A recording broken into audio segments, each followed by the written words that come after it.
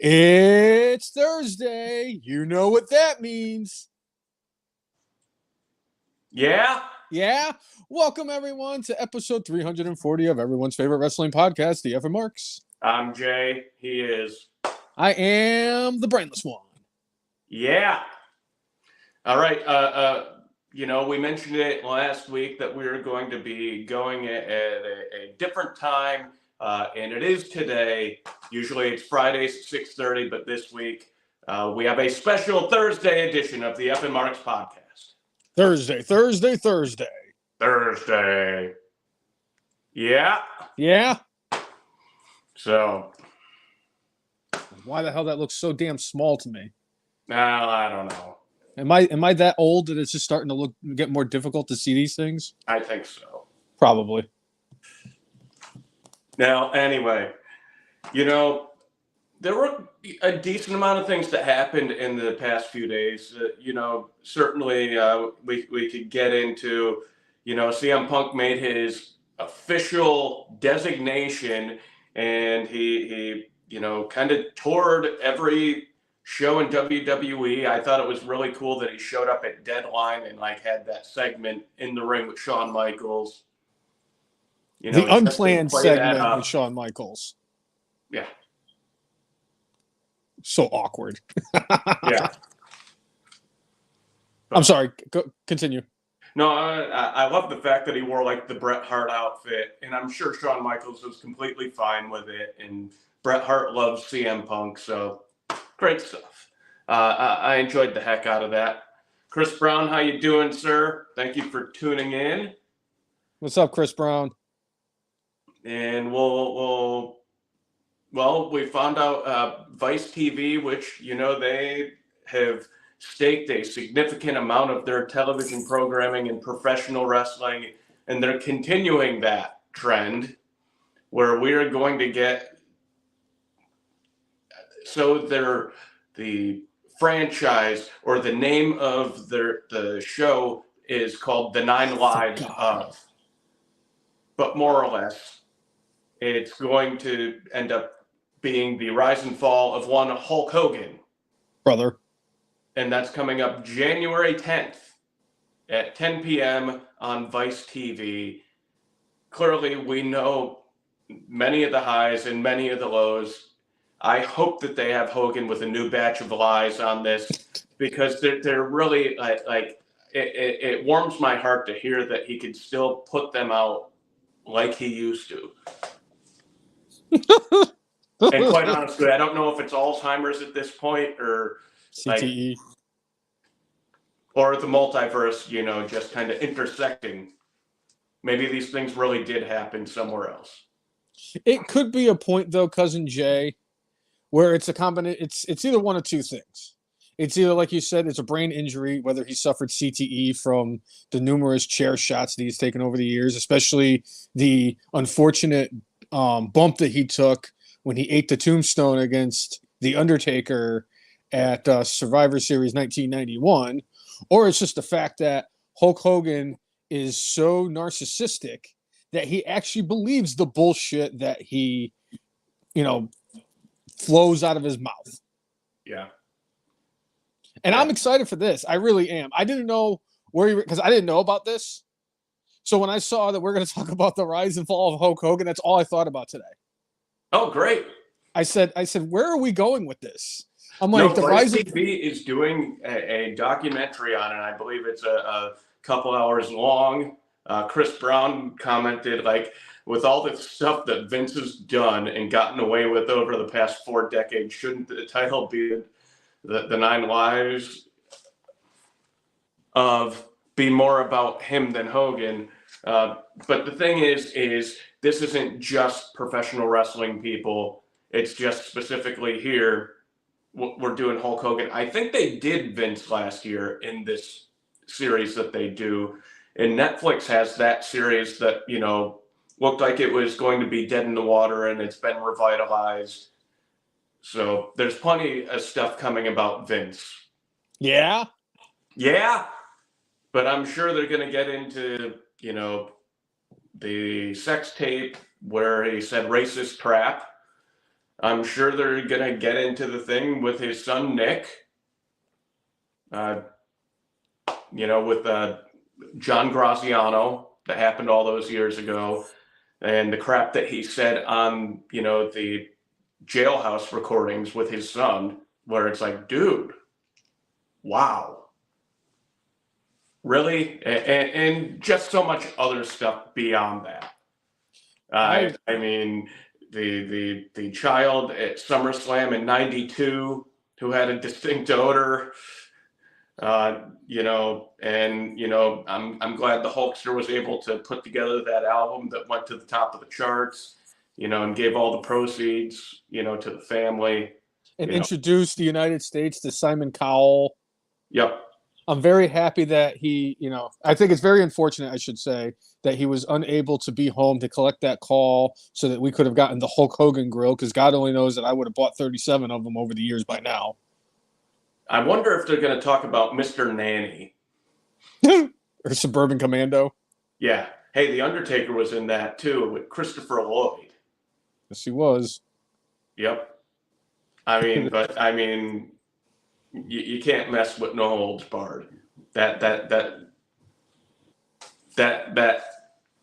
is the bar. Yes. And it's funny too, because I want to say it was on Cornette's podcast, and him and Brian Last were talking about it, and they were talking about a famous rapper, and the rapper said that his favorite, like the person he came to see, or his favorite wrestler was Zeus. And it's like he had 2 wrestling matches. Well, he had yet another one over in WCW as I think he was Big Z.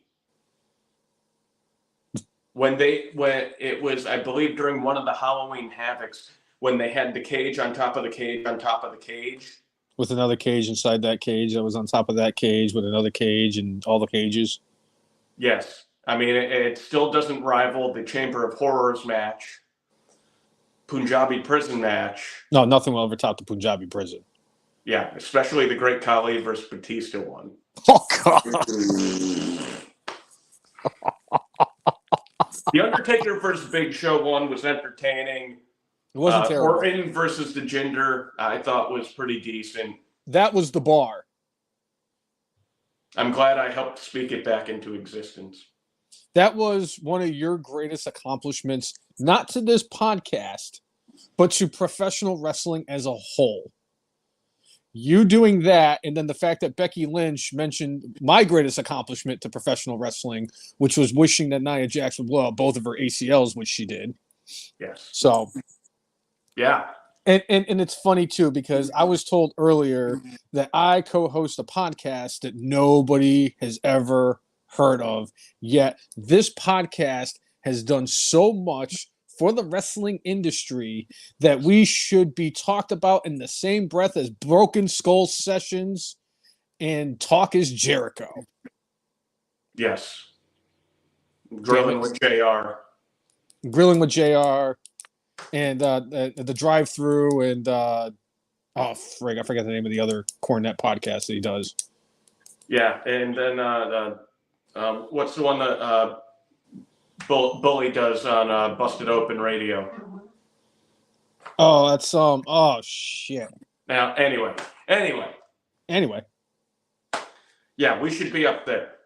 Yes. We should be top 10. Monster. I have to give respect to the Monster as well. Yeah.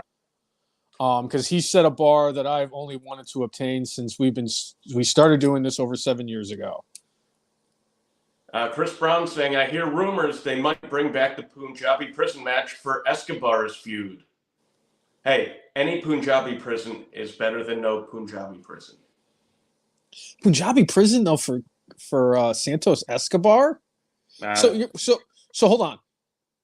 They created this match as a way for the Undertaker and I can't even believe I'm saying it, the Great Khali, WWE Hall of Famer, Great Khali. They created this match as a way for it to be part of the blood feud that was the rivalry of the Undertaker and the Great Derp. We ended up getting the Big Show and the Undertaker. We're going to go from the Undertaker and the Great Khali and Big Show and Batista to Rey Mysterio and Santos Escobar. Hey, let's see what the little guys can do.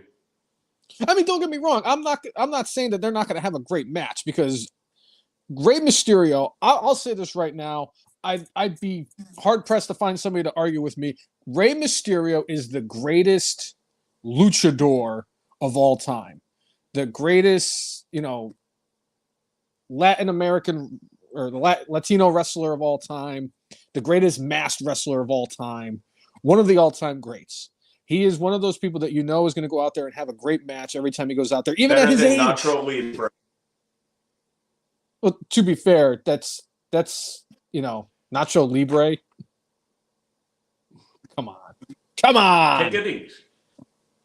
I know that the list and the list and the list of all the wrestlers that were the Masked and the Luchadors and all this stuff between the Ultimo Dragon and Psychosis and Juventud Guerrero and Dean Malenko and Mil Mascaras and the late great Eddie Guerrero. But Ray is leaps and bounds over everybody else. I'm sorry. When I think of the greatest high flyers, masked wrestlers, luchadors, it's Rey Mysterio. I have so much respect for Rey Mysterio for what he was able to accomplish in professional wrestling. Yeah. I don't doubt that if it is him versus Escobar, it would be at least entertaining. It's kind of mind-blowing why they would have that of all the matches to be part of the feud between Escobar and Rey Mysterio. Well, I guess we'll find out soon, and I will echo your comments about Rey. I mean, there really isn't anybody close. And I know WWE for a while has tried to build that next big, Latin star, and nobody could replace Rey. No. In fact, I got a video sent to me from Instagram of one Alberto El Patron wrestling in a high school gym, and it looked like there were about 20 people there. 20 people. That is so crazy that we've already mentioned two people that are going to be on my top 10 list later today, and I can't wait to get to it. And we're not even 15 minutes into the show. Right. Crazy. Yeah. Mike Rainey, how you doing, man? I know we mentioned it towards the end of last week's show that we were going to do a Thursday show this week. I've got an event tomorrow night, and Brainless One has work stuff on Saturday, so like going, all right, well, let's roll on Thursday. So here we are. Yeah. I mean, what are we doing? Are we impacting TNA? I mean, honestly, does everybody really, really, really want to watch Aiden O'Connell versus the baseball bat guy? I'm not even joking, Jay. I was looking at the matchup before the podcast, and it's Aiden O'Connell, who is the guy who lost to the Colorado School of Mines when he was in college, going up against the quarterback for the Chargers, whose name is Easton Stick. That's a great name. What's your name? Easton Stick. Isn't Easton like a brand of baseball bats, if I'm not mistaken? It's a brand of baseball bats.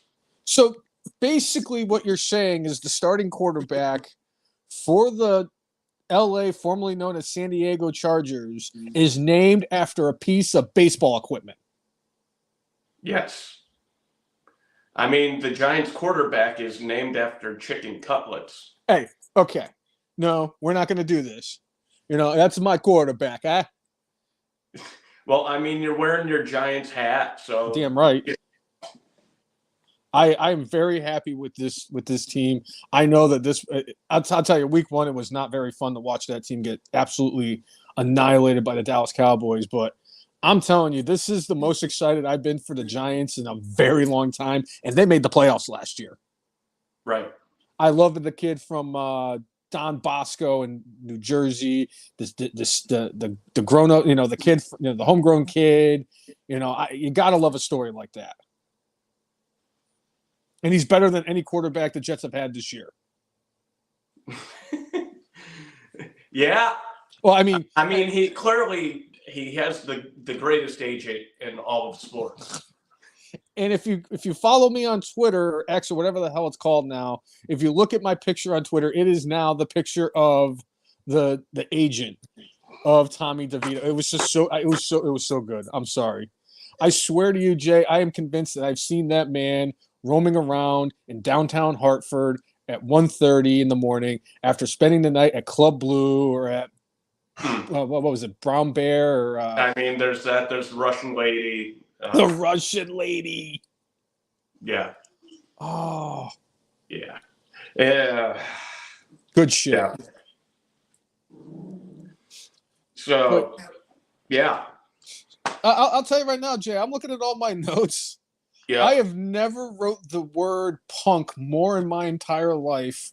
You would have thought, or at least I would have thought, that I put a list together of a top 10 of things that I can call CM Punk, but it's just my notes is CM Punk. There's a lot of that there. So Mike Rainey chiming in saying, hearing earlier, Redacted might be losing Dynamite and Collision on TBS and TNT in lieu of WWE programming. I don't know if those rumors are true or not. There was a piece of information that came out in the last couple of days that stated, since the return of CM Punk to WWE, the media rights deals negotiations have heated up. It seemed like they were kind of in a stagnant place. Now, all of a sudden, the return of Punk, selling a whole bunch of merchandise. Oh, by the way, he and Seth Rollins broke it was the biggest ratings gain in a quarter hour in over 2 years when they had that segment on Monday Night Raw. And they just talked. Would this be the ultimate middle finger to Tony Khan? Yes. That the return of CM Punk signals the end of his relationship with Turner, only for WWE to take over? Yes. I listen, I'm not one of those types of people that actually wishes bad will upon people or organizations or something like that. But I'm gonna tell you right now, if the Titanic sunk, and the Titanic, I mean redacted, because of the fact that, you know, Tony Khan doesn't know what the hell he's doing. He lets the inmates run the asylum worse than I've ever seen, you know, and it's funny.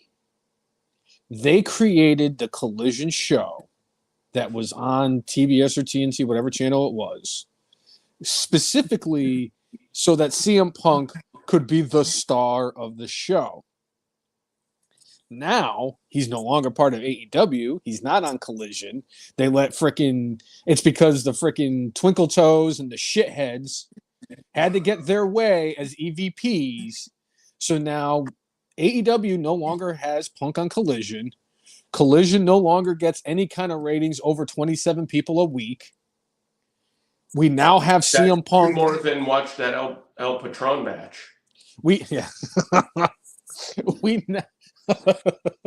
He went from wrestling in front of 70,000 people to wrestling in front of 70. If he's lucky. If he was lucky, yes. If he was wrestling at Hampton Roads Championship Wrestling, that number would have been cut in half. That's what the crowd looked like. And did they have a guy that was dressed up with a no kitty litter guy? No. That man really wanted to fight us. He did. But I'm sorry, to go back to the original point, CM Punk is now back in WWE. Their relationship with the WWE, or not the WWE, with WB has been rekindled. Now they're renegotiating to get those rights so that Monday Night Raw, which, oh, by the way, spoiler alert, is the show that CM Punk is now going to be on, is now revive those talks, and the thought of WWE going to the WB and getting one of those channels for Monday Night Raw is the double middle finger, and CM Punk is pulling down his pants and mooning Tony Khan. That is just, it's bad. All because this all happened. Think about this. Tony Khan's AEW multi-million-dollar investment with his shitty ass EVPs and his plumber that wrestles and bleeds all the time. All that is going to be down the toilet because Luke Perry, once upon a time ago, decided not to wear a rubber. Because they decided to sign with Jungle Jerk Off, who happens to be friends with the EVPs. And now their biggest draw, their biggest attraction, and their number one seller in merchandise is back on Monday Night Raw, showing up on SmackDown, making an appearance at NXT TakeOver, and is now the hottest and the biggest name in professional wrestling at this very moment. Cousin Jay, I'm telling you right now, I have never been happier as a fan of WWE than I am with the fact that CM Punk is back. And it has, I mean, yes, a small part of it is because of the fact that he shit all over Redacted and came home to WWE. But the fact is, at the end of the day, I am a huge CM Punk fan, and every time he's on the TV, I'm always tuning in. I've said this many times. Like, I think it's long-term a bad idea for WWE to have CM Punk because eventually he's going to get pissed off and do what he did the last time he was in WWE or, when he was in Redacted.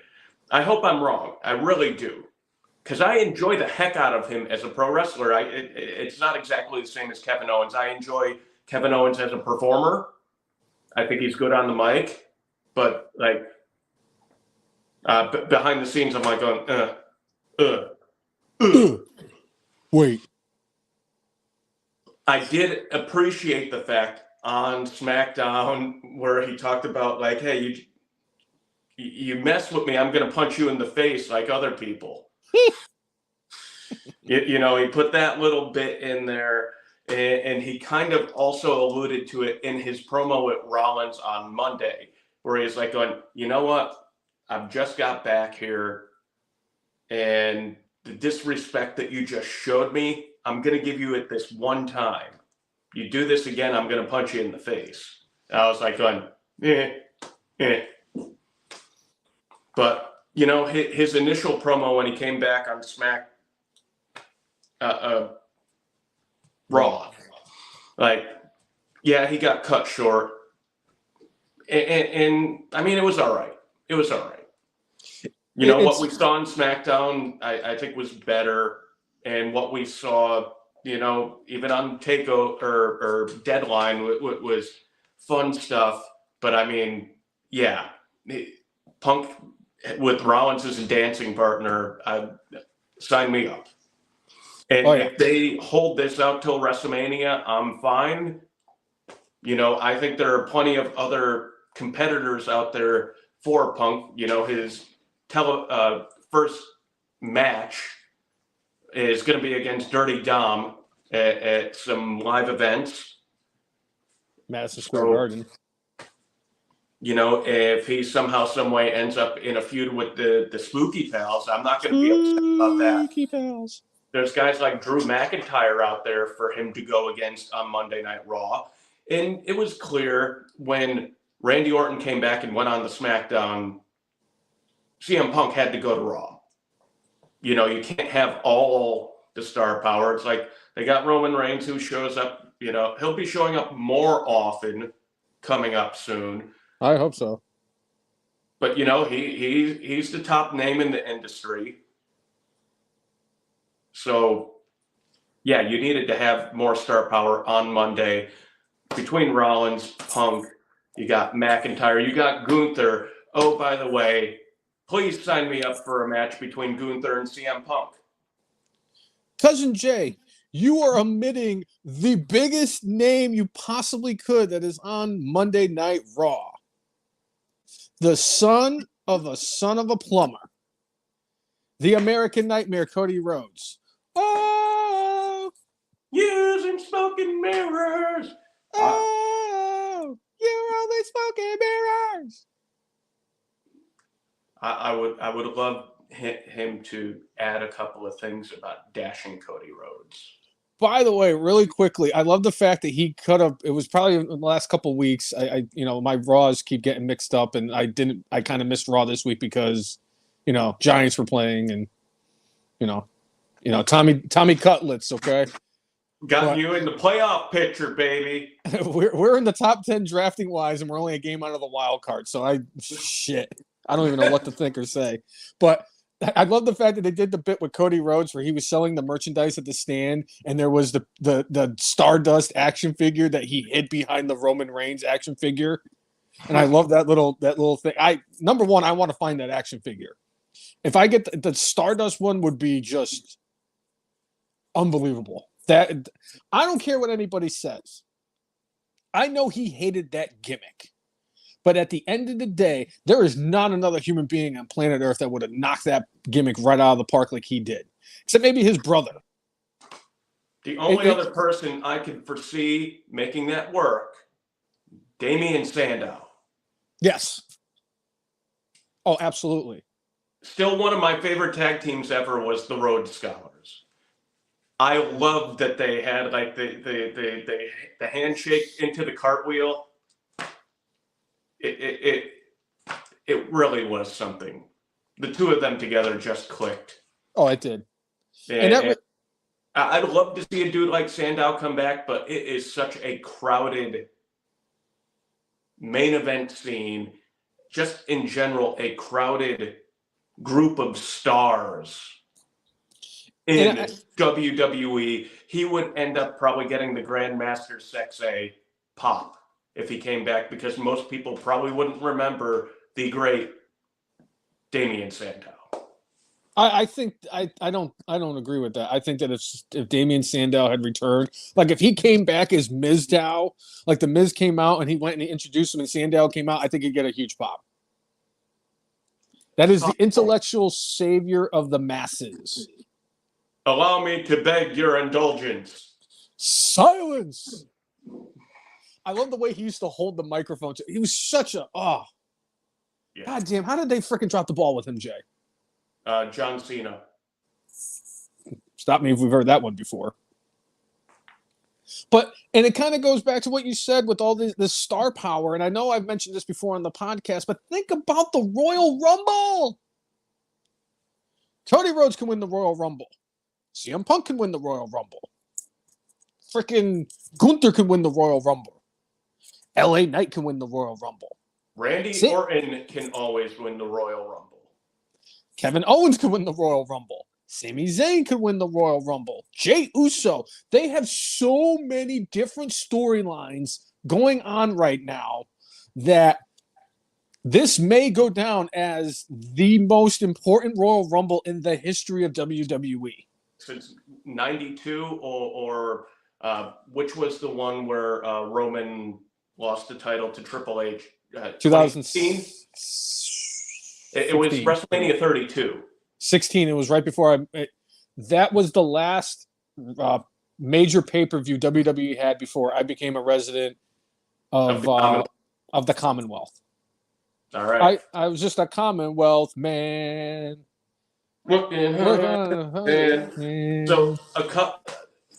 I've seen reports out there saying that Roman Reigns' WrestleMania opponent has been locked in since September. I've also seen things out there saying that the winner of the Royal Rumble has more or less been locked in for a couple of months. It also put in the caveat like, well, plans can change, but if they already have the Royal Rumble winner locked in, it wouldn't be CM Punk unless CM Punk sells so much merch and does this, that, and the other thing.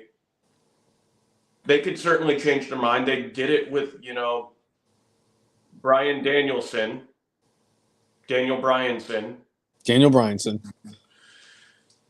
There have been other instances where it's happened. All that being said, a couple of the names, though, that you would think might be people that could be either dark horses or could be, even potentially a favorite for the Rumble matches, got injured this week. Charlotte Flair. And it looked like a freak accident from the videos I've seen online where she lost her footing and almost looked like her leg hit. You know how like Sasha Mercedes messed up her ankle by hitting the ropes. It looked like Charlotte hit the ropes really hard with her leg, and I guess was yelling about her knee hurting. So, yeah. Like I said, I don't wish harm upon anybody. And as much as I hate the way that they've booked Charlotte Flair, the women's division is much better when she is a part of it because she is leaps and bounds the most. She's the most. I don't want to say successful, but she's definitely the most talented of all the women in the entire women's division, and it's not a slight on anybody else. Charlotte Flair is just leaps and bounds as an in-ring performer, better than everybody else in the women's division and all of professional wrestling, not even just WWE. And for me to say, to say what I say about her, if I were to start a wrestling promotion, she would be one of the first women I would actually pick because why wouldn't I? I'd be hard pressed to make her the first pick, period. Because what you're gonna get from her. She's gonna carry the women's division, but she's only gonna do it as a heel.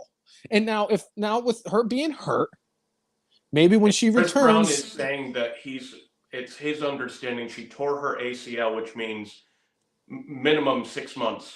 Oh, that sucks.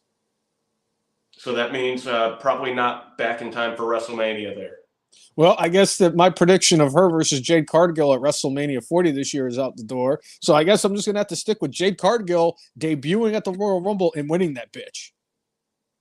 And bad news for Jade this week. Her mom passed away after a long battle with cancer. So Jade is not at the Performance Center, not training right now, doing the most important thing, being with her family during this time. So. Including former Red Sox legend Brandon Phillips, who hit one of the most iconic home runs in that 2018 glorious season that the Red Sox had 5 years ago, which all feels like a pipe dream. Watching all these teams getting better, and the Red Sox are trying to find Mark Bellhorn again. All right, but that's unfortunate for Jade. I'm sorry. I hate to see something like that happen, and I'm glad that she's taking the time, and they're obviously going to give her the time. So, we talked about it with Triple H after his medical issue that he had. He has more of an understanding and is very much more family oriented. So I'm glad that they're giving her the time, and I'm glad that she's with her family because that's very important, and that's the most important thing at the end of the day. Yeah. And also on the injury front, we talked last week on the show that Sami Zayn had requested time off and was granted it, but it sounds like simultaneously he got injured. And it sounds like he might have tear in his meniscus in his knee, which that's not like a serious knee injury, but that'll keep you out like 6-ish weeks.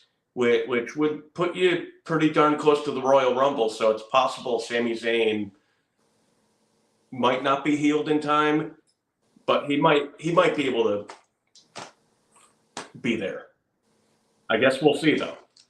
Only time will tell. Yeah, they've been a little bit tight-lipped as far as all that, whether it's, injury angle to, allow him some vacation time or legit hurt, but we've been hearing a bit that like he has surgery that he has to have. It's unfortunate, and I hope that speedy recovery for Sami Zayn. I'd love to see him come back for the Royal Rumble. Yeah, I mean it's just a shame that his best friend wasn't able to snap a ligament in his jaw eating too many cupcakes and catering. Well, I mean it's probably because his friend broke his fingers, or his hand, or all that fun stuff. Fuck Kevin Owens. Yeah. Yeah. Speaking of somebody that you probably will have the same reaction to, Ryback. The Ryback? The Ryback. After Bill Goldberg last week gave a spear on the home turf of the Atlanta Falcons, who he played for during his professional football career. He gave a spear to a guy in a Tom Brady uniform, and after that, Ryback issued a challenge saying that he wants to be next, and he and Ryback should have a loser leaves wrestling match. And I would say, if we get that match, please let it be like a double countout. Let them both have to retire. Let them both retire. I'd rather Goldberg wins the match, though, if push came to shove. Because again, recently, if history shows us anything, and as a gambling horse racing aficionado, I look at past performances. Goldberg at SummerSlam against Dolph Ziggler was better than any match that the Ryback ever had. Even when he had 4 guys on his shoulders. And that's even, this is coming from the guy who was probably the biggest Ryback fan when the Ryback was out there, just because I've said it before and I'll say it again. And if I could actually put squash matches in our F and Marks Hall of Fame, I would. Because I love tag team matches, and squash matches are my 2 favorite things in professional wrestling. And Ryback was the king. I used to love it because they used to let those little shitheads freaking cut their little promos. Not as good as James Ellsworth, but mind you, but good enough. And then the Ryback's music would hit, and he would do this, dude, me more. And he would, wake up, it's feeding. And he'd go in there in like 2 minutes, he'd wipe the floor with 37 dudes. Right. And then, he'd go out and he'd be victorious. I used to love it. That was one of my favorite parts about Raw every week, was watching the Ryback. Just like it was my favorite part to watch the dancing dinosaur go out there and literally squash people in the wrestling match. But none better than Braun Strowman, because to this day, I've never seen anybody get spiked like Ellsworth did from Braun Strowman. And that's including the fact that I watched Rob Gronkowski for the better part of a decade in the NFL. It's disappointing that we will never get the opportunity to see the Funkasaurus and the Dino Man as a tag team. Somebody call my mama. I think that would be a magnificent pairing, just because you got a dinosaur and a dancing dinosaur. Here's a little kind of out of right field question for you, and I'm curious to get your answer. Now that the wrestler, known as Tyrus, is no longer part of NWA because he retired. And I want to say that he has said before that if he could go back to WWE for at least one more match, he would be very open to doing it. Yeah. Is it out of the realm of possibility that we get the Dancing Dino Man to return at the Royal Rumble this year? Or do you think that's too much of a political headache that WWE wants to get themselves involved in? And which I would understand completely if that was the case with him. I don't think so. I think a Royal Rumble appearance wouldn't be like him being back with the company full time and causing some big issue. Like, I don't see that as being a thing. I don't see it beyond the realm of possibility. I would put the percentage chance at small, and it's just because, again, right now they are so stacked with talent that taking away a spot to put somebody like the Dancing Dino would it's not going to pop the crowd like any louder than they could.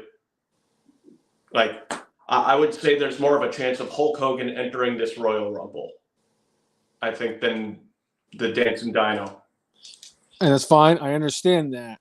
But if we don't get the Funkasaurus and they give us somebody like Tozawa in the Royal Rumble, it's like we could have had the Dancing Dino Man over Tozawa. What has Tozawa done?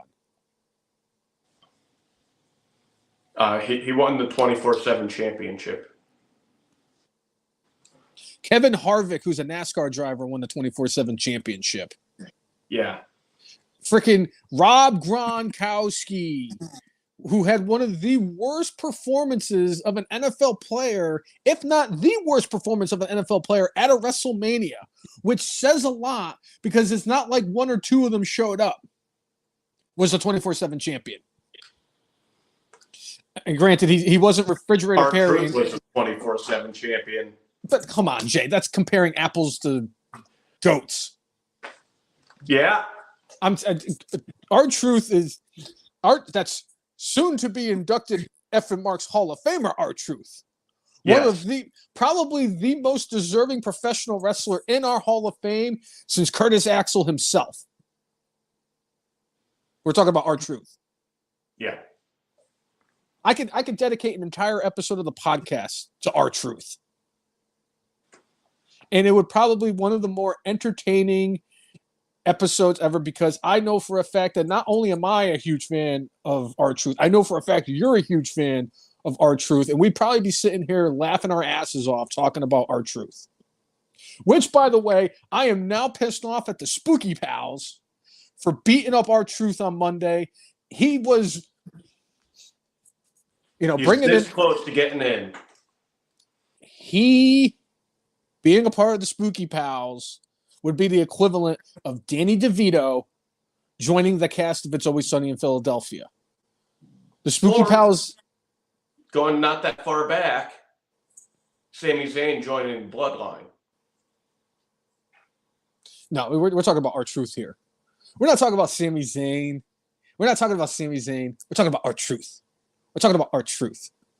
We're talking about an absolute GOAT. One of my personal favorites, because I have never, because you know me, I like to be entertained. And R-Truth entertains me. And R-Truth, since his return at Survivor Series, has entertained me more than both CM Punk and Randy Orton have combined since they returned at the same night. And that says a lot, because I love both CM Punk and Randy Orton. But it's R-Truth. It's R-Truth, man. Yeah. Good shit. But I've really been enjoying what they've been doing with him and the Spooky Pals. I love the fact that he tried to get Damian Priest to break on Monday, kind of like how Sami Zayn did that to the Usos and Roman Reigns a few months back. I've enjoyed it. I have enjoyed. Can't believe I'm actually going to say this, Jay.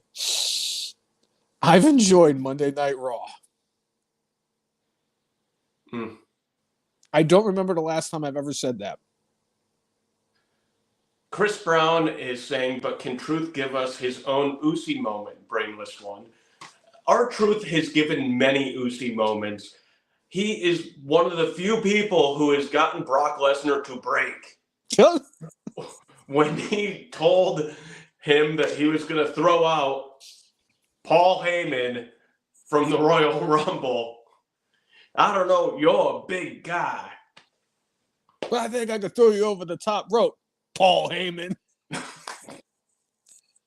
Between that, when he showed up in the Royal Rumble and he put the ladder in there and tried climbing the ladder to win Money in the Bank in the middle of the Royal Rumble, that was just beautiful. Him showing up, like you've mentioned before, him showing up in the golf course with the Jinder who was dressed up in actual wrestling gear on the golf course. I would have loved to have R-Truth been in Richmond. R-Truth, oh God, R-Truth in Richmond. R-Truth when he turned heel on John Morrison in England, sitting there smoking a cigarette as he beating the holy hell out of him. He's such a goat. R-Truth or is him on any table for three that he's been on. I've enjoyed R-Truth his entire career. I was very happy when he returned to WWE because I've enjoyed R-Truth because he's entertaining. And at the end of the day, I want to be entertained. Whether it's a bunch of big, meaty guys slapping the shit out of each other. Yes. Or if it's guys like Rey Mysterio and Dragon Lee who are going to have these epic matches where they do these crazy, not all the time, but these crazy moves here and there. I get entertained by that. And I get entertained by people like, R-Truth and Santino Marella. I like to be entertained when I watch professional wrestling. It doesn't entertain me when a dude wrestles his fuck doll. And gets hit. Not once, not twice, but 7 times in a row consecutively with the Canadian Destroyer. I cannot believe that an actual Canadian has ruined the Canadian Destroyer for me. But then again, it's all redacted wrestling. So I don't expect any differently, because not only have they ruined the Canadian Destroyer and they've ruined the super kick. My God, they've ruined the super kick. But they've ruined any chance of me being a fan of them. So I like to be entertained, and R-Truth is right near the top of my list of people that entertain me in professional wrestling. All right. Well, you did mention all redacted wrestling, and apparently there are plans being constructed for one Nick Nemeth to make his appearance in All Elite Wrestling. What do you have to say about the former Dolph Ziggler possibly going to All Elite? If after they unveil whoever the hell it is that is going to be the giant wet fart that is the unveiling of the Joker, not the Joker, the Devil, and they talk about it, and then Dolph Ziggler comes out and he goes, I don't know how I feel about the Devil. It should have been me. I'd be on board with it. Again, Dolph Ziggler, I've never in 35 years. That's crazy. No, I'm taking that back, Cousin Jay. I don't think he's going to be a fit in AEW. And I'm going to tell you why. Because the only human being in AEW that can sell at the level that Dolph Ziggler sells is Samoa Joe. And we're not talking about wrestling moves for Samoa Joe. Samoa Joe just sells Samoan cookies better than anybody sells anything. I am convinced that Samoa Joe can sell, what was the line from Tommy Boy? He could sell a ketchup popsicle to a woman wearing white gloves. He could sell Samoan cookies better than anything I've ever seen. So the fact that Dolph Ziggler is thinking about going to AEW on a roster full of people who don't sell, and it's not even just Kenny and the Bucks and Hangman Page.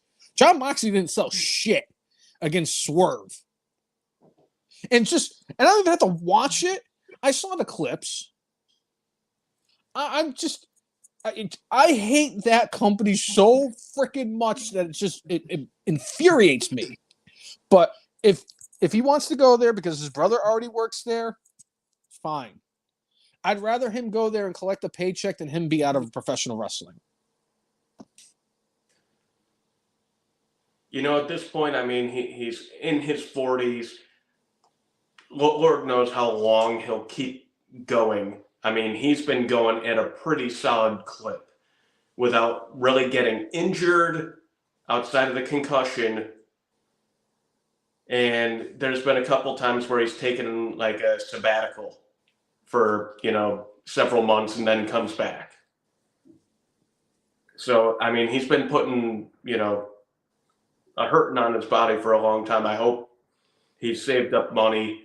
But I think he could still be valuable to a place. I mean, I know I keep coming back to this but Christian Cage is doing the best work of his career as a character. Now, I would say his best work in the wrestling ring was 2011 when he had the feud with Randy Orton over the World Heavyweight Championship. Agreed. Character-wise, he is hitting on all cylinders, and he could still go well in the ring. It helped that he had 7 years off because of concussion issues to save his body. The wear and tear. Yeah. So, if he wants to go somewhere and get a bunch of new opponents or people that he has not faced that often, AEW has a lot of stars that I'm sure he'd have great matches with. I wouldn't mind seeing that. He'd probably get paid more, no doubt get paid more than he would in Impact Wrestling. What does he want at this point? Does he want to go and have fun and go and make a good amount of money in TNA, or does he want to go and make more money and have maybe some children to deal with? But I think for the most part, Dolph seems like a dude that kind of, at this point in his career, let's stuff just roll off his back and like, yeah, whatever. I'm going to go out there and do my job and be better than you. And you know it. Woo, woo, woo.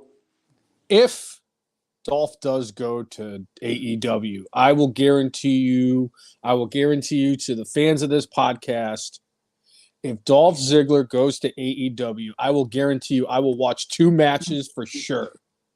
I want to see Dolph Ziggler go up against Danhausen. And most importantly, I want to see Dolph Ziggler go up against Orange Cassidy. Yeah. Because he's going to sell the cursing from Danhausen better than any human being on the history of the planet. And I really do think, and it's not even just like gimmicky wise, I really do think that Dolph Ziggler and Orange Cassidy would be a lot of fun to watch. Because Cassidy's one of those dudes that after you get over the stigma of him just doing the whatever and the lackadaisical attacks and everything, he can go. Yeah. And so can Dolph. And Dolph would sell the shit out of that orange punch like you'll never believe. I would actually, I'm telling you right now. And if Tony Khan's watching, and believe me, I wouldn't put it past the coked out weirdo to be actually watching our podcast right now. If Tony Khan wants to suck the Brainless one in for at least 1, possibly 2 matches, book Orange Cassidy versus Dolph Ziggler. All right. And then Danhausen.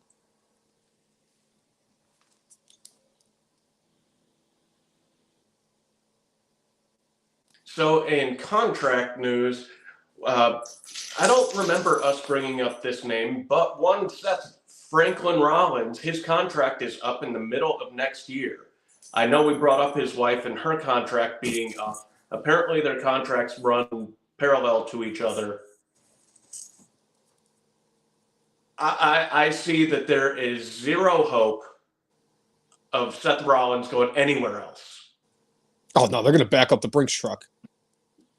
Like WWE TKO Holdings is getting so much money in. Seth Rollins is an important part of that. Now, if Seth, after this title run that he has, wants and needs to take time off to heal up for a little bit, let him. He has been so valuable to the company. And one thing with his promo with Punk that I thought was interesting, even when he was jabbing at CM Punk, who the crowd was super into, they were cheering for Rollins. They were cheering for him saying this, realizing like he's speaking truth. Punk's speaking truth too, and they love him, but it's like they're not mad at Seth Rollins and not turning him into a heel, even though he is going after the man who just came back with the hero's return. He has built up so much goodwill and stock between, I go back to, he was the one that brought Cody in, and they had those 3 matches, and Rollins lost all 3. Then he had the 3 matches with Edge, and he lost 2 of 3. And he had all sorts of other feuds going on, and he made himself more of a character and more of a star. And it was a combination of a bunch of things. But to me, the thing that like finally like locked it into place was the outrageous outfits fused with him finally like letting go with his personality. I'm going to tell you right now, I have a tinfoil hat theory that Seth Rollins stepped up his attire game for professional wrestling when he found out that you edged him out for best dressed male at the Marquee Awards. Well, I mean, and by the way, the Marquee Awards are 2 short weeks away. So make sure you check out all the categories and have your picks ready to roll. And I'm going to tell you right now, Seth Rollins would get a lot of consideration for Superstar of the Year because he really has been, quote unquote, the MVP of WWE. Because like you said, he had those great matches with Cody Rhodes. He had those great matches with Edge. He had great matches with Matt Riddle. He was, during this entire run of Roman's reign, he was the one of the few people that actually beat Roman Reigns. He has been a fighting champion as world heavyweight champion. He has beaten everybody. He's taken the title and wrestled against everybody. Seth Rollins, it's just a shame because, like we talked about the main event picture in WWE, this is probably the most wide open that we could have for a wrestler of the year, because you have people like Gunther, you have people like Seth Rollins, you can always throw in Roman Reigns. LA Knight has kind of had a career resurgence over the last year. You can't rule out MJF as AEW World Champion. Hell, Orange Cassidy has had a hell of a run as international champion since he won that belt. The TNT champion, Christian Cage could get some serious. Christian Cage is going to be cleaning house. Christian Cage clearly is getting like comeback wrestler of the millennium. Jay, he's going to be cleaning house. He's going to walk out with more Marquee Awards this year than Roman Reigns has had since 2016. Yeah. And Roman will be winning his 8th Marquee Award. Yep. That damn wet his hair. I don't know what it is about that category. It's the most desired Marquee Award of all the Marquee Awards, and I don't know why. Yes. Damn you, Roman Reigns. Now, unless, like you said, we got 2 weeks, so a lot can happen. So if Roman Reigns shows up on SmackDown tomorrow with no hair on his head, then by golly, I hate somebody's got a fighting chance. We're gonna be in a panic mode. Quick, who's got the wettest hair? It can't be Triple H. He doesn't have hair either. It might go to Seth Rollins. No, I might just pour water on Christian Cage's head and say, "There you go, have another Marquee Award." Right. Go fuck yourself. Oh, yep. Such good shit. But it's good. I know I sit here and I trash AEW every single week, but at the end of the day, professional wrestling is thriving. WWE is as stacked as it was back in almost the days of the Attitude Era. In the gold, or even we'll say the Ruthless Aggression era. I'm sorry, when they had guys like Kurt Angle and John Cena and Randy Orton and Batista and Brock and all those guys. This is how deep that roster is in WWE between Raw and SmackDown. AEW, for what it is, yes, is still a thriving wrestling promotion that is getting millions of dollars. They're selling out 80,000 seat arenas in other countries. So I can sit here and talk all this shit about AEW I want. They're still doing something right. Impact, or now known as TNA once again, is starting to bring in big-time free agents. They just signed Kushida. Yep. They're doing great things. I really do hope that we can start having a chance to talk about TNA wrestling again, because give me all the wrestling. Give it to me. Give me what I want. You know, TNA has been the little engine who could, like, when it looked like they were, like, down and dead, and, you know, Fight TV came out of nowhere, bought them from the Carter family, and slowly has resurrected the brand. Oh, by the way, Fight TV is now they're changing their name to, I believe, Triller TV. So, you know, Fight TV has built their empire. They have 8 million worldwide subscribers. They built that off of combat sports. They decided that they wanted to change their name, rebrand, because they want them broaden out to not just do fighting sports, but do other sports and other things as part of what they do. So good on them for getting TNA Impact rolling as they do. AEW Plus is on the Fight TV app. That is not changing. That's still going to be there as part of that. So when it turns to Triller TV, you know, if you are getting the AEW Plus app, that it's still there for you. So yeah, such good shit, and I'm glad, because I swear TNA/Impact was Terry Funk at 2006 ECW One Night Stand. I was expecting them to die years ago, and they keep going. It's incredible. And I think it's great because of the fact that they've overcome what they've overcome, dealing with people like Vince Russo and Dixie Carter and Eric Bischoff and Hulk Hogan. To still be here 20 years later is incredible. And I applaud them for it.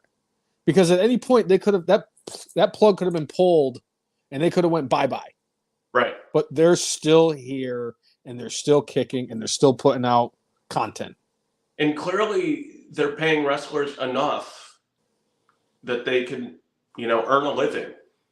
I mean, it's crazy how many, like it used to be, you had a couple of companies that you could earn a living, like a good living, doing professional wrestling. Now there are a bunch of them. So good for the performers and good for us. And Will Ospreay, before he signed with AEW, TNA offered him a substantial amount of money for him to sign there. Yeah. So it wasn't even just WWE and AEW that were interested in him. And he does have connections in Impact because he actually wrestled in, TNA and Impact. But they made his offer for him, and he almost accepted it. So I'm glad to see it because I'm glad that, Alex Shelley and Chris Sabin are both doing their thing. And in TNA, I'm so happy for both of them because they're both hardworking guys who have busted their ass in the industry. They're a lot of fun to watch. They're part of that. I like to be entertained. Those are the guys I like to be entertained by. Right. So I'm glad because at the end of the day, more wrestling is better than no wrestling. Speaking of more wrestling, it appears that WWE and their lawsuit with MLW is about to be settled. They have informed the court that they will, within the next 30 days, have reached a finalized settlement. No terms have been disclosed, but one thing of note to me is, a couple weeks ago on the podcast, we talked about how WWE was allowing AEW to run in buildings that they had run in, and WWE used to have a thing where it must be X number of weeks where AEW can't be here before we're here or after. And we can't promote them within our show. Right. That they're going to be here. I think this lawsuit has led to that going away. Because this was they're a monopoly and they stopped us from, becoming a bigger wrestling entity by doing what they did with, what was it, Tubi TV? Yes. Allegedly. So is part of this thing that showing that WWE is not bullying and not preventing other companies from growing is part of that. Okay, we're going to stop doing this thing because, oh, by the way, we're healthy enough. We don't need to kick the little guy out. Right. We're doing fine. They are not competition to us. That damn lawsuit cost us Jacob Fatu being part of that the Bloodline storyline where they had the tribal court. They wanted to be a part of it. Him and his other cousins and brothers and other members of the family wanted to be a part of that, but MLW wouldn't let Jacob Fatu and the rest of them actually be a part of it, and it sucked because that would have been great to see all that. Because I like being entertained. Right. But speaking of loss, to hear that is resolving itself. And oh, by the way, another thing that appears to have resolved itself: Yeet. According to Jey Uso's, I think it was his Instagram account, Yeet is back. So the dude out of West Virginia who held the trademark either was paid a good amount of money or offered a lot of sheep. Right. Probably that. Right next to what's his name? Heath Slater. Heath Slater and his kids. In his wide by or whatever the hell it is. His double wide. His double wide. That's it. I got kids. I don't care about your kids. I don't give a fuck about your kids. So let me ask you this: since we did mention Heath Slater, yes. is he higher of a chance to appear at the Royal Rumble this year than the dancing dinosaur. Yes. And I would say if he shows up, there is no doubt in my mind that we will get the Jinder, Heath Slater, and Drew McIntyre in the ring simultaneously at some point. Oh my God, could you imagine? And Drew McIntyre will take the heel persona off for a millisecond. And they do the band thing? But they're going to do the band thing before Drew destroys both of them and throws them out. Spoiler alert. Okay. If that happens where they have the Jinder and Heath Slater in there and McIntyre's in there and they do the 3-man band thing and then Drew tosses them out of there like yesterday's trash, spoiler alert, that's going to be the front runner heading into the 2024 9th annual Marquee Awards as my markout moment of the year. Heading into the clubhouse. I think there is a reasonable possibility this happens. I want to see it. And on top of that, all we know is that could potentially lead to the first ever triple threat Punjabi prison match between Heath Slater, Jinder Mahal, and Drew McIntyre. Jay, why are we not working for WWE Creative? Well, maybe they'll just watch the show and learn something. In your heart of hearts, how long do you think that I would last in WWE Creative before they finally shit-canned me? You might last a day. You give me a day, really? You might last a day. I don't think I'd make it to lunch.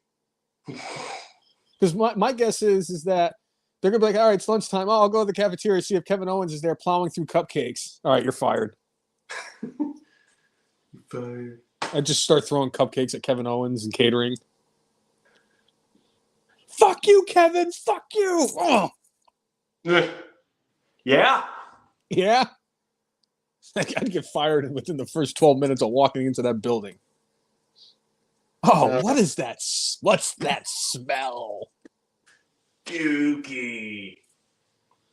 Vince, how about a courtesy fly?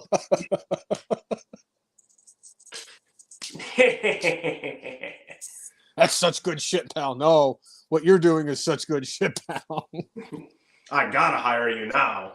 I swear, I'd be in there for 12 minutes and I'd get promoted to like head of talent relations. People power. I would love to be there just for that, to be in charge of talent relations, just because I'd want to have the conversation with Kevin Owens about how he's going to get repackaged as Captain Cupcake. Yes. That's going to be a new top 10 list. Top 10 booking decisions if I was head of talent relations. Yes. All right. Great. That would be such good shit, pal. Because we already know that, and spoiler alert, number one's going to be Kevin Owens is going to get repackaged as Captain Cupcake. Right.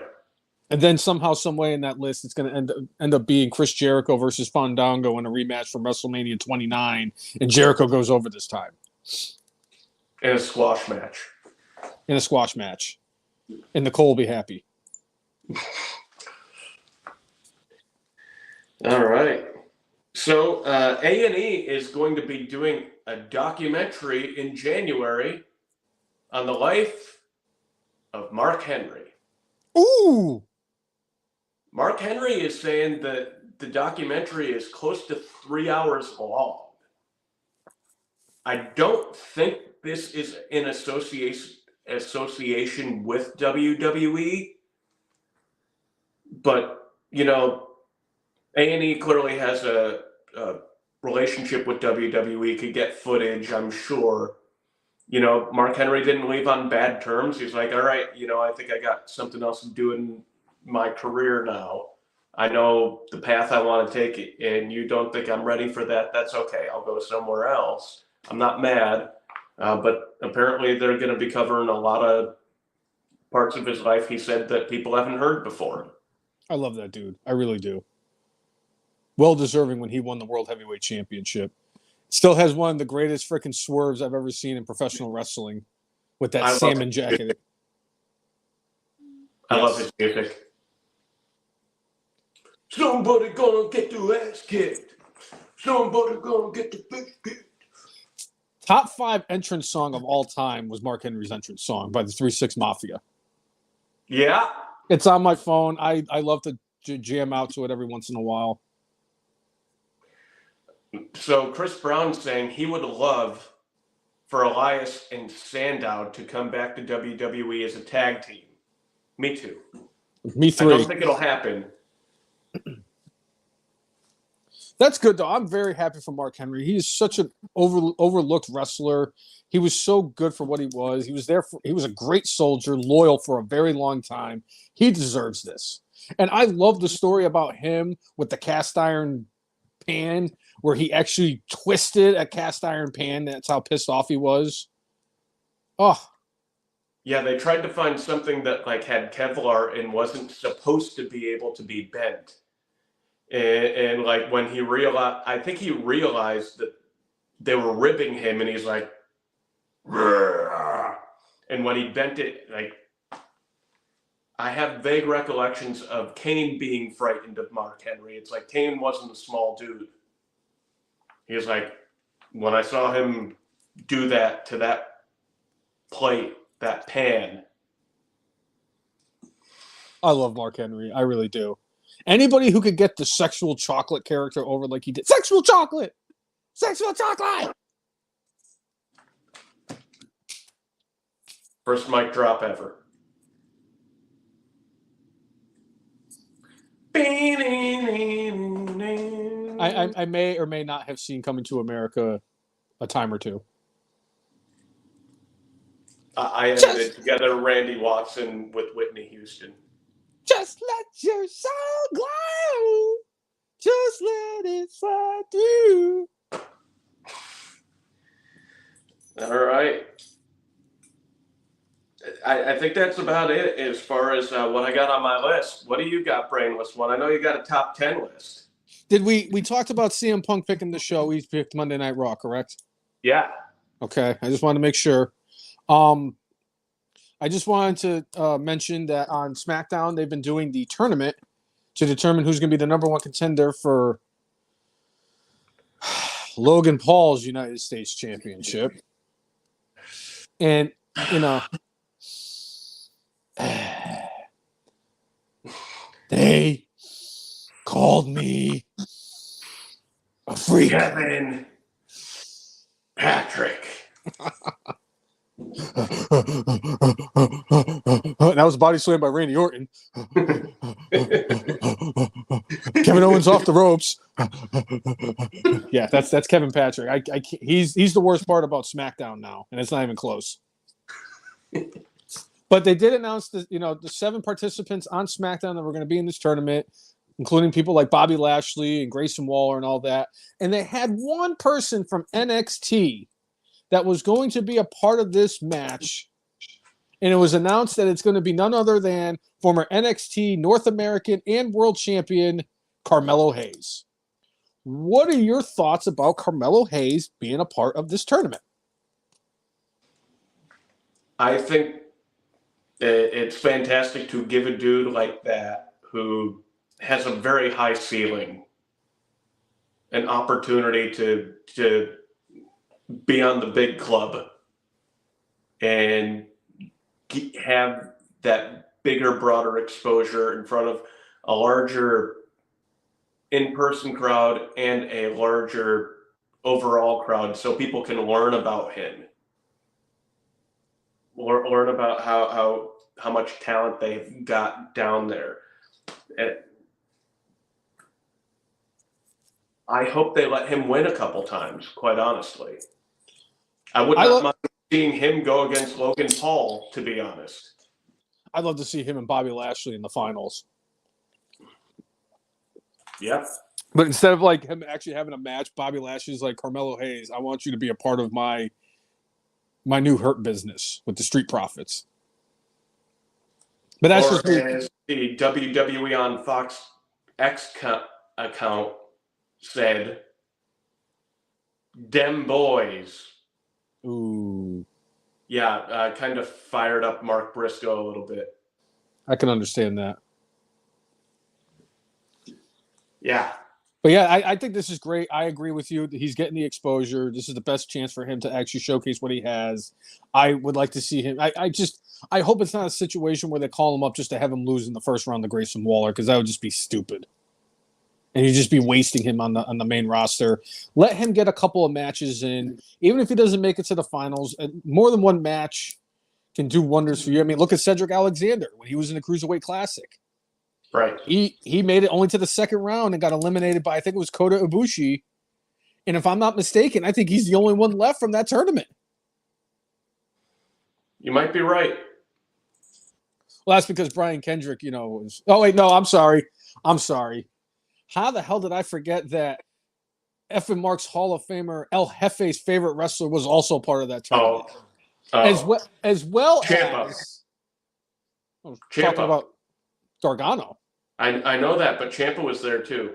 I was going to get to that. I was going to say that fellow F. Mark's Hall of Famer Sean O's favorite wrestler was also in that tournament.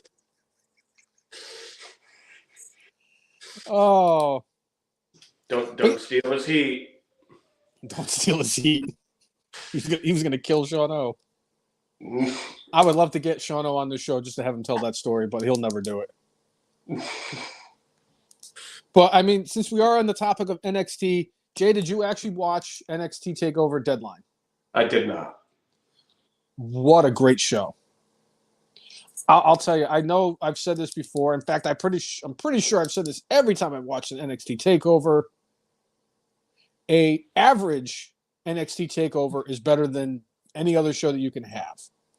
The worst match on an NXT TakeOver would be better than before 60% of the cards of a premium live event for the main roster. This show was awesome. The Iron Survivor match for the women's was very, very good.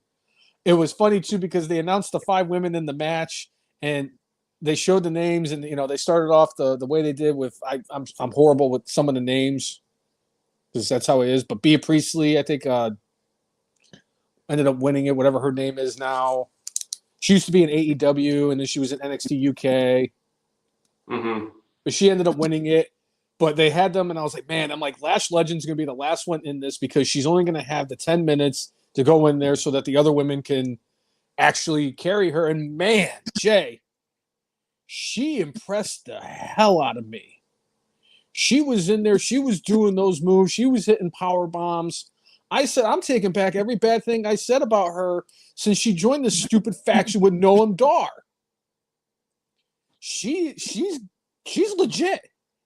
They have a lot of good women wrestlers down in NXT. And I agree with them that is the deepest and the most talented roster in all women's professional wrestling is down in NXT. Because they all showed out. That match was great. They had underlying storylines as part of it. And it was fun to watch. The men's one blew that one out of the water. Because I couldn't believe how they were doing it. Because when Braun Breaker came in there, he speared the shit out of everybody in the ring and got a pinfall. And the concept of the match, if you want, just go back. Every time you get pinned, you're in a penalty box for 90 seconds, and then you can come back in the ring. There was 3 guys in the penalty box at one time because Breaker went in there and speared the shit out of everybody and their brother. And when it looked like one of the other guys, like Dijak or Braun Breaker, was going to win the match, it was Trick Williams, who had 0 falls to his name with less than 2 minutes left, scored a pinfall against every other guy in the match and won with 3 seconds left. I jumped out of the couch, and that place erupted. They had a great women's steel cage match that Roxanne Perez was in. She ended up losing, but she had a pretty solid performance in that. Baron Corbin and Ilya Dragunov Baron Corbin's doing some of his best work down there. I know that people shit on Baron Corbin. I'm not doing it anymore. Baron Corbin has earned my respect as a performer since he went down to NXT and started killing it down there. That show from the beginning to the end. I mean, even the freaking the Dragon Lee versus Dominic Mysterio match was fantastic. Everything about that show was awesome. I feel like I am just costing myself quality professional wrestling by not, vesting myself more into NXT like I was doing years ago. And it's sad because I actually do love NXT. It is my favorite show. And since we started doing this podcast in July of 2016, the show I have watched the most of any other show in professional wrestling is NXT. And I know that we said what we said when Vince McMahon went down there after they lost the war with Dynamite on Wednesdays and moved it to Tuesdays, and we got NXT 2.0 with the acid trip logo and all that stuff. It is great stuff down there. It really is. They have a lot of good young talent, and I was blown away at how well that show was. And kudos to the Cross-Eyed Rat for booking the show the way he did, even with that very awkward segment between him and CM Punk to start the show. So if you guys have not had a chance to go and watch that, please go back and watch it. It was fantastic. Those kids do a great job building that show and putting on a great performance. You're not going to be disappointed if you watch it, just like I say after every NXT takeover that they have. Yeah. Yeah. All right. And one more thing before I get into my top 10. I kind of spoiled this earlier in the comments section when I saw that this was scheduled for today. So last night, I was on Twitter and I was responding to somebody, and I was talking about AEW Dynamite, and I said, I haven't watched that show in months. I don't subject myself to waste my time and whatever left of my brain cells to watch that garbage every week. And I've even tried on maybe a couple minutes, and then I realized this isn't just about the Kenny and the Bucks. It's about a lot of things that make me not want to watch this shit with no direction and pointless storylines. But somebody had the audacity to laugh at me about my intelligence. Now, any other time, I wouldn't care. But with me and my Bristol Eastern education, you would think that if you're going to go after me, you better bring your A game and not have the grammatical errors of a 6-year-old in any of your posts. And when I brought it up to him, the guy had the audacity again to tell me that I am the co-host of a wrestling podcast that nobody's ever heard of and told me to get a job. I had to block him, Jay, because I was afraid that everything that I had posted and then deleted was going to put me back in Twitter jail, where El Diablo Blanco, for just a brief moment, would be very proud of me for the fact that I've spent almost as much time in Twitter jail or Facebook jail or Instagram jail as him and Sean O. And Gags the Clown, apparently. They're all part of Prison Shawshank, and I'm the kid that gets shot by the warden while smoking a cigarette outside of the jail cell. And my dad is red. And Gags the Clown is Andy Dufresne. But I can't believe, I don't know what it is, Jay. What it is about these AEW fans. They have started to become the worst part about professional wrestling. I get it. You enjoy dudes who wear sneakers that explode in a wrestling match and guys who wrestle 9-year-old children and fuck dolls. That's fine. You can watch whatever the fuck you want. I thought that the Firefly Funhouse at WrestleMania a couple years ago was one of my favorite parts about the COVID era of WWE. It's fine. You like guys who want to ruin moves like the Canadian Destroyer and super kicks, be my guest. Watch it. You want to watch a wrestling promotion with a guy who, when he doesn't get his way, he goes and he makes a big stink about it in the middle of a pay-per-view, and then gets choked out by their biggest star, who is now the biggest star again in WWE, the top T-shirt seller in WWE, and oh, by the way, he's still the #1 merch seller in AEW. Fine. You want to watch a guy drink blood from another man's face? Be my guest. But when I come out there and I say and put my opinion out there of how I feel about the product, and you have a problem with it, you can go fuck yourself. I don't know who this fucking clown is, but he wanted to come after me. He follows 1 million people. Do you know how many people follow him? 170. 170. We've had more people tune in for an episode of the podcast. Hell, we had 4,000 people turn in one episode. I don't think that stupid fuck even knows 4,000 people.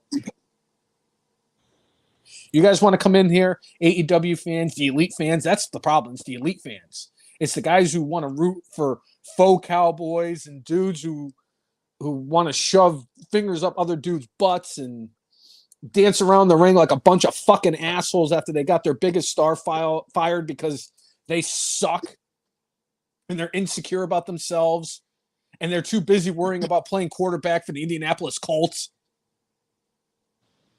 Gardner Minshew looks like a young buck. I want the Colts to finish the rest of the season without a win because of the fact that Gardner Minshew looks like one of the Bucks. I am tired of it, Jay. They have been the worst part about all Elite Wrestling's fans. They have been the worst part about professional wrestling as a whole. And they played a very, very significant part in me not wanting to be somebody who tunes in every week to watch Dynamite, Collision, and Rampage every week. I mean, not like anybody actually watches Rampage. I'm pretty sure Impact Wrestling gets more people to watch than freaking people who tune in for Rampage. But it brings me to my next point, my top 10 list. And I put a lot of thought. Yeah, I put a lot of thought into this list. I need my glasses because I'm old and I can't see. That, and when I'm going on one of my tirades, I don't want to have my glasses fly off because I don't want to buy new ones. Yeah. So this week, I put a lot of thought into this one. I have. This is probably one of the most fitting top 10 lists for the Brainless one, as I give you the top 10 people I hate the most. The worst. Honorable mention, I had the whole country of China, just because of the fact that China is the reason why the Brainless one now has had COVID. I'm almost the Ty Dillinger at this point. I've already hit Ferris Bueller's. The next time I'm going to be Ty Dillinger, but I'm not going to be doing the 10, 10, 10. And I'm not going to be coming out 10 at the Royal Rumble either. And I was going to put a certain person who fornicates animals, but I've decided to keep him off the list as well. So, without further ado, the top 10 people the Brainless one hates. Number 10, Captain Cupcake. Yeah. I made a little joke about cupcakes and you blocked me, you fat piece of shit. Go fuck yourself, Kevin Owens. Number 9, this one hits close to home, and I know I'm going to get you to break on this one. He was once the 50th best governor in the entire country. Daniel Malloy. Oh, Daniel. He was the straw that broke the case. I talk about the cold weather and the snow and the high taxes and the fact that, they just completely eviscerate that entire state. No. It was listening to that fucking retard be our freaking goddamn governor and have to freaking go and do a freaking... I feared every time there was a catastrophe in the state of Connecticut because his press conferences take 3 times as long as any normal human being because he has to fit all the ums and uhs in his conversation. We're gonna plow. Because it's snowing. Yeah, no shit, Dan. Are you just going to tell us this so you can just raise our taxes so we can pay for the plows? Yeah. Yeah, the worst. The absolute worst. It's not even the John Raffio thing. He is that fucking bad. I can't stand that motherfucker. And yet the state of Connecticut has no problem with that dude because they not only elected him again after he was elected originally, but they elected the guy who was just him 2.0. Keep doing what you do in the state of Connecticut. You're never going to see this fucking face there ever again. Except to visit. So they could still, El Diablo Blanco. El Diablo Blanco, yes. Number 8, the kid who stole my bike twice. Fool me, steal my bike once. Douche. Steal my bike once, shame on you. Steal my bike twice, I'm calling myself the Brainless one 20 years later. Number 7, Cowboy fans. Which is funny, too, because I could have said Yankee fans, and I could have said Laker fans, and I could have said Alabama fans and Duke fans, but I figured that if I put Cowboy fans, that hits all of those at the same time because they're all kind of one and the same. Plus, man, I'm sorry. As much as I hate Eagle fans, Yankee fans, and all that, the Cowboy fans just take the cake. The worst thing that Eagle fans have ever done was throw snowballs at Santa Claus. The worst thing that Cowboy fans ever did was exist. And shit.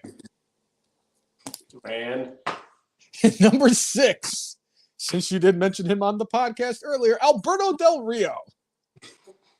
He's just a scumbag. I'm sorry. He's a scumbag. I don't have any respect for him. I don't want to see him in professional wrestling anymore. He had his chance and he blew it. So for me, he makes my top 10. Number 5, I don't even know if I should even say this name because it's kind of disgusting and just vulgar, and you think what Alberto Del Rio was bad. Number 5, Redacted. Yeah. In case anybody's wondering, it's a guy that I really don't like to talk about because he is a no good, slimy piece of shit that I will never forgive him for what he did. Chris Benoit is number 5. And you're all probably thinking, damn, Brainless one. Chris Benoit is number 5? A man who is rotting in hell next to Art Briles? Who the hell has who hit your top 4? Well, I'm glad you asked. Number 4, Paul O'Neill.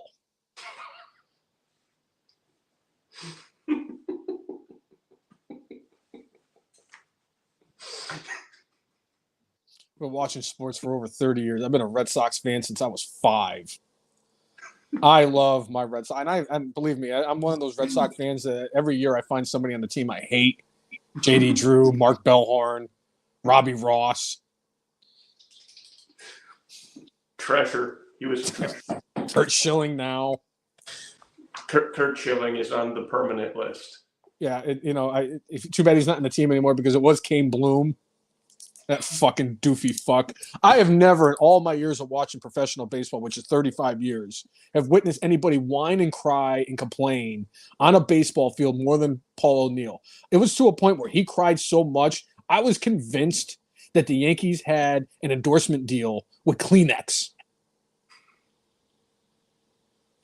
He is my least favorite athlete of all time. I fucking hate Paul O'Neill with every fiber of my being. And that says a lot because players like Michael Irvin and LeBron James existed, and I still hate Paul O'Neill more than any of them. A-Rod. A-Rod is another one. I mean, pretty much anybody on the Yankees that wasn't either Jeter or not. I was going to say Posada. I love Posada. I love Rivera. After that home opener in 2005 where he tipped his cap to the fans in Boston, gave him a standing ovation, I've loved Mo. That and he helped me win fantasy baseball. That's the only other way you can trump that. Trump. But yeah, Paul O'Neill is not only in my top 4 people I hate the most, there is not an athlete in professional sports I hate more than Paul O'Neill. I don't think there's ever going to be an athlete in professional sports I hate more than Paul O'Neill. Number 3, Kenny Omega.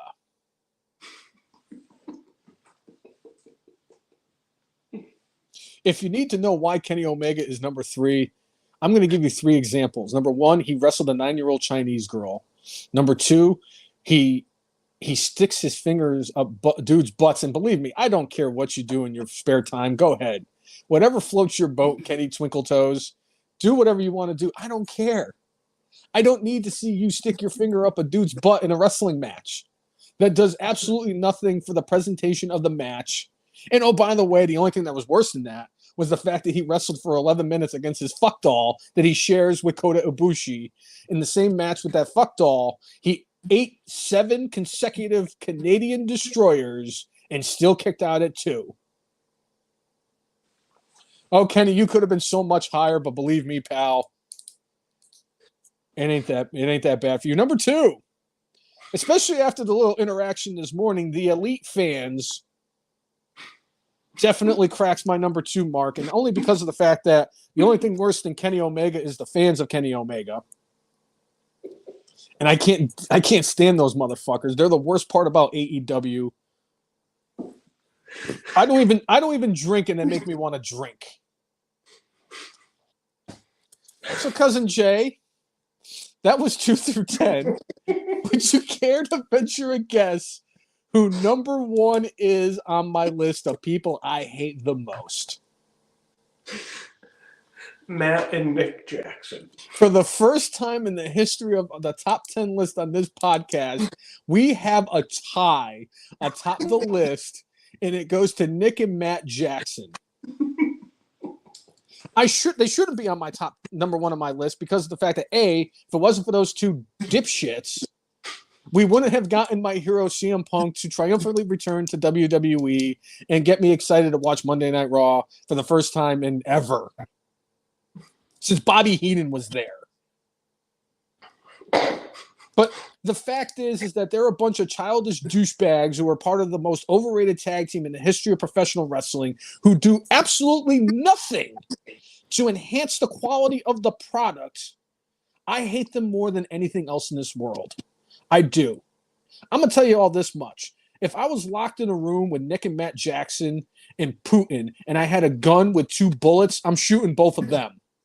And Putin and I are walking out. I fucking hate them more than anything else in this world. I really do. I really do. There's not a redeeming quality about them. Balding fucks. Freaking babies. They're not EVPs.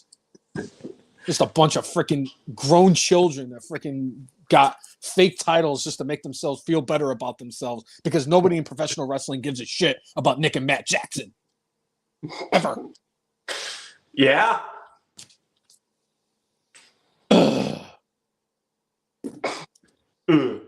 Wait. Gonna have a sip of my Pepsi-filled drink. Yeah. That was an entertaining top 10 Brainless. Jay, it's not very often I get you to laugh the entire top 10 list. I mean, I know the Cassius Ohno, dream matches now that he's out of retirement definitely had you almost in tears. So the fact that I get you to break, and that's my whole point. I mean, I can't wait until he has that match against Grimace.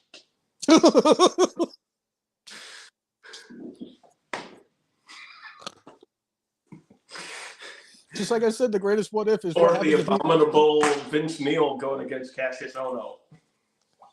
Oh man, you want to? If they did that spot where Brock Lesnar superplexed the Big Show off the top rope onto the ring, if they did that with Cassius Ohno and Vince Neil, the arena would implode. If they had them in a scaffold match, and God. There's not going to be any life remaining. There's going to be mass casualties. And just the Earth's going to explode. That's what's going to happen. The Earth is just going to crack in half, and we're just going to have just 2 parts of Earth. Because the girth that's going to hit at the same time in that ring is going to absolutely just... Yeah. Vince Neil's going to end up in, what is it, Australia? Is that on the other side of the world? Is it China? Yeah, I mean, he'll end up over at Elimination Chamber. The greatest comment about that with Vince Neil is like, come on, man, that was years ago. He's lost like 5 pounds. Oh, God, he's not like Cassius Ohno, who magically gained 50 pounds in the middle of a wrestling match. Although if there was one human being on planet Earth that would gain weight in the middle of a concert, it would be Vince Neil. Yes. With the Batman shirt. Yes. It has to be with the Batman shirt, though. Yes. It's gonna, Jay. They're gonna have that match between Cassius Ohno and Vince Neil, and they're gonna have to bust out the freaking forklift like they did for the Big Show and all those guys for the Royal Rumble a few years back, where they had to carry, send all the big fat dudes down to the ring. I think it was 16 or 17. Oh, I thought you were talking about when Brock had the forklift. They could have Brock Lesnar. They could have Brock Lesnar, use a tractor to bring them both to the ring, but I don't think he's going to be able to lift up Vince Neil. I want to say like most forklifts are like a 4,000-pound capacity, so you might need 2. Yeah. Yeah. Oh, shit. Anyway. Well, that's all the notes I have. Let me just double check and make sure because I have to. Okay. All right. All right. Yep. Just making sure. Yep. Punk and Dirty Dom at Madison Square Garden. Can't wait. I wish that was on the network. Right. By the way, real quick on that, I love the long-term story, booking wise, like storyline wise, the long term of that. I've wanted to punch him in the face for 15 years. Yeah. I love CM Punk, and I'm so glad he's back. But yeah, that's all my notes for this week. You got anything else there, Cousin Jay? Well, I mean, I've got nothing else notes-wise. I've just got good, bad, and brainless ready to roll. Well, I think it's time for our good, our bad, and our brainless.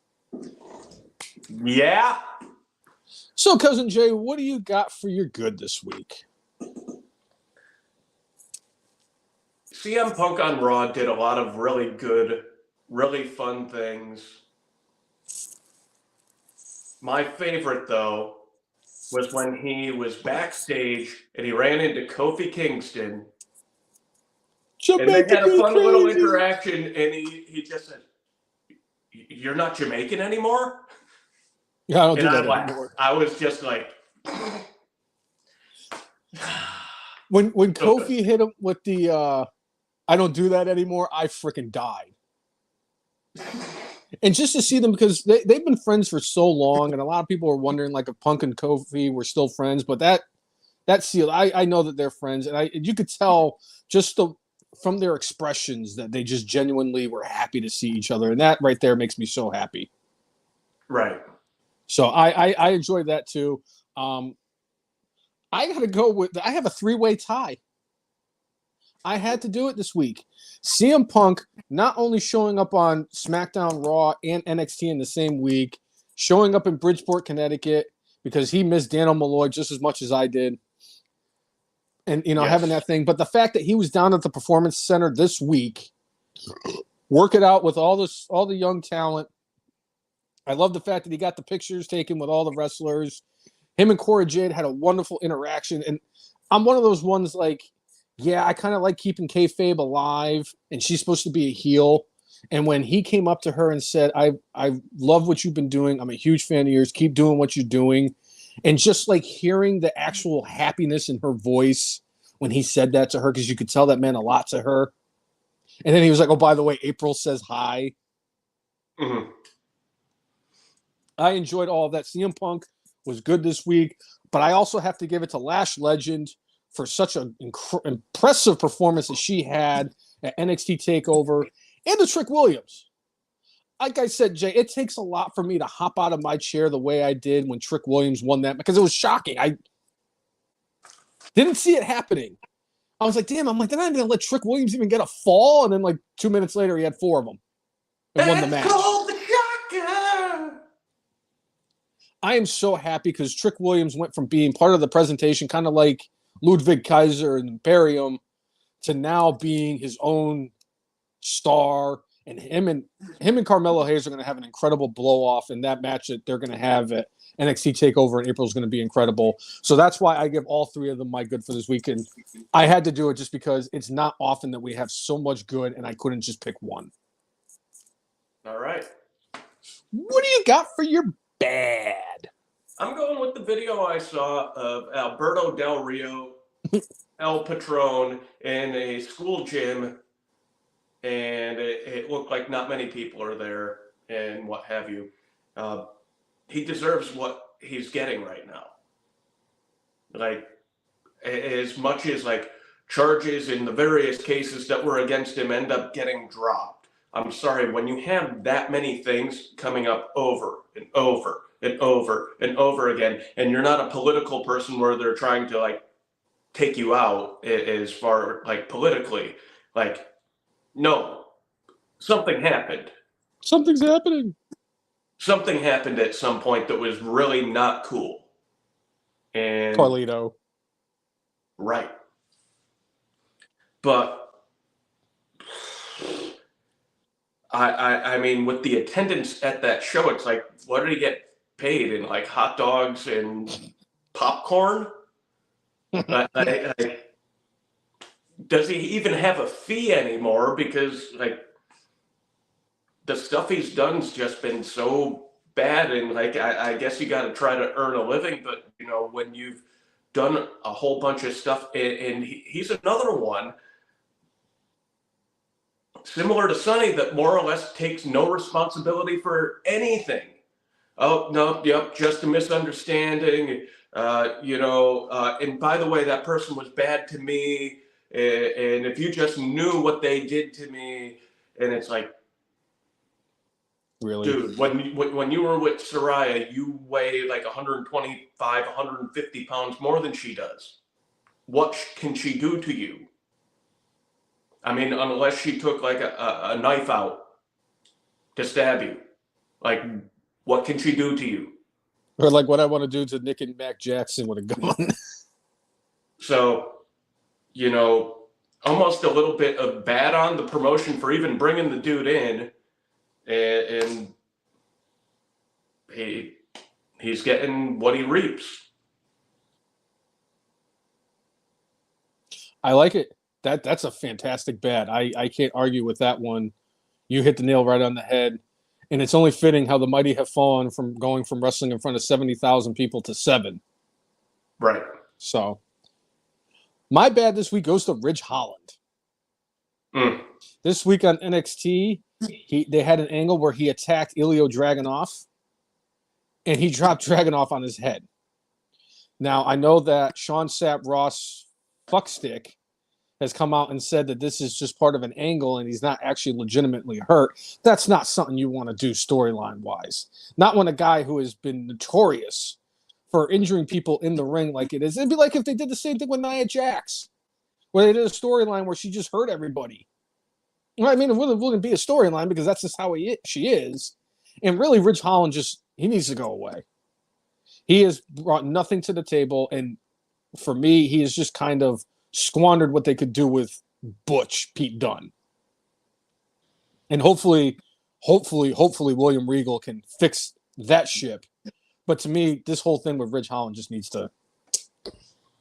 He's got to get featured endeavored after WrestleMania. And this is coming from a guy who does not want to see people lose their job, but he should be gone. I'm sorry. He's got the look, but he's just. If you're still fucking up like this badly, you should be in AEW. Yeah. What do you got for your Brainless? You know, whoever runs the WWE on Fox Twitter account, like, I don't know if they're not wrestling fans, but using what was for 2 decades the Briscoes catchphrase to explain about the Street Profits and Lashley. As them boys. Yeah. Like I'd like to think it was done on accident, But even so, that's still something brainless. Like, if you are the person who is in charge of WWE on Fox, even people who aren't super into wrestling, like, if you're running that Twitter account, you should know something about wrestling, and I would think you would know something about the Briscoes. But, yeah, saying them boys got my brainless this week. The person running WWE on Fox tweeting that out. Mark Briscoe was pretty fired up about it, and he tagged Triple H like, somebody got to get fired over this. This is just ridiculous. And he cooled down a little bit later and said, no, you don't need to fire anybody. I'm sorry. I just miss my brother. And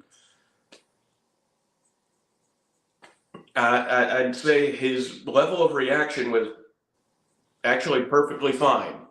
Yeah. I don't think the person should be fired, but like everything else about him being pissed off, like.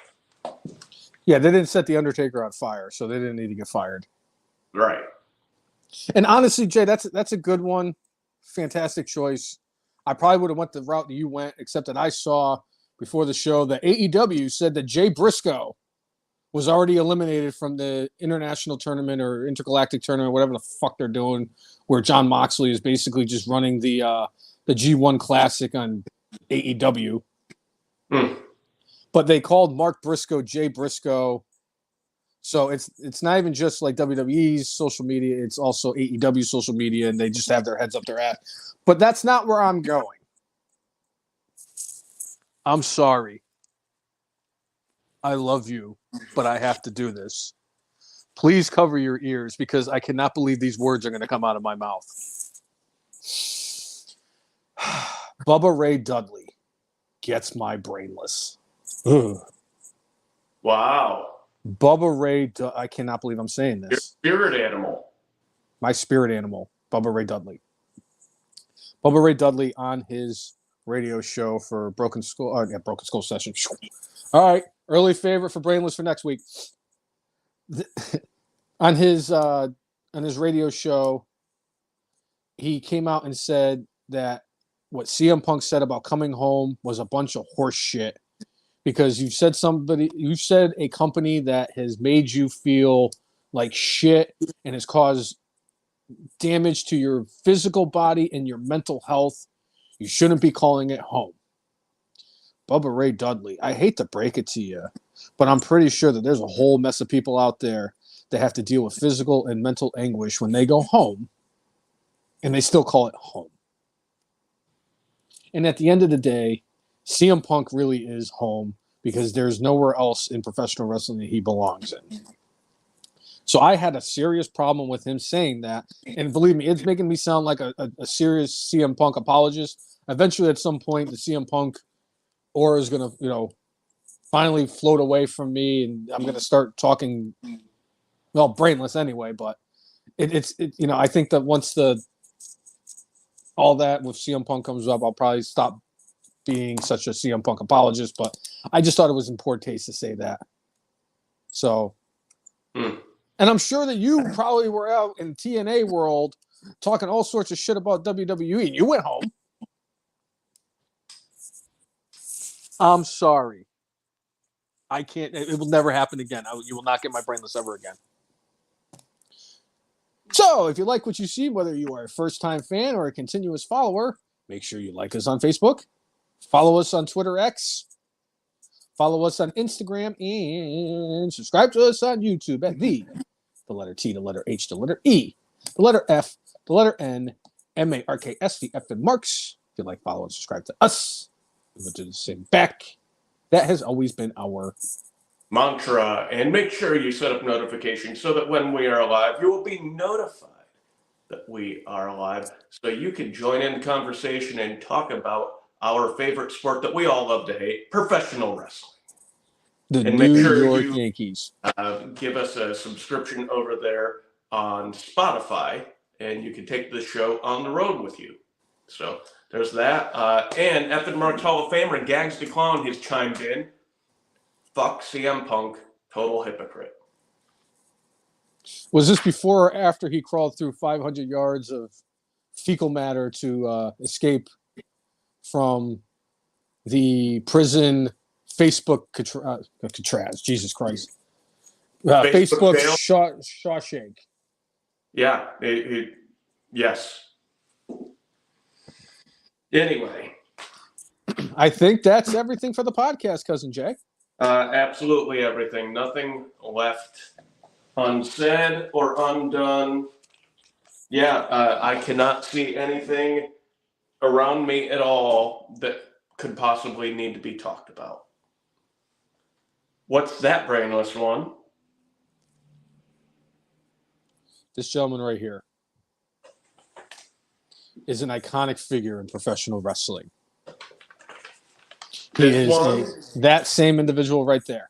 This gentleman right here is a former Intercontinental Champion, a former Tag Team Champion, and most importantly, and I cannot stress this enough, he is the first ever inductee in the F and Marks Hall of Fame, and the only person who has made more appearances in our podcast than you and I have had or have done.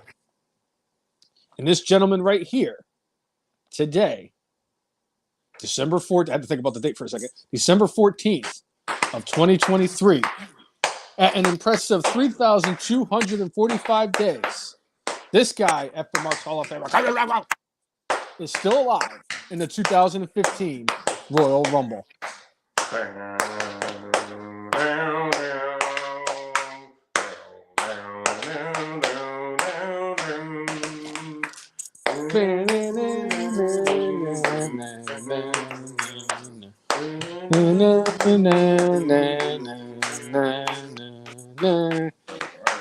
So for episode 340 of Everyone's Favorite Wrestling Podcast, do you have a Marks? I'm Jay. I just burped all over myself. I am the brainless one. Make sure you mark out with your guac out. See everyone. Have a good week, and we will catch you next Friday. Friday. I'm out of town next Friday. Oh. Yeah. We will discuss. We'll figure out something maybe. Okay. I will be in an alternate land.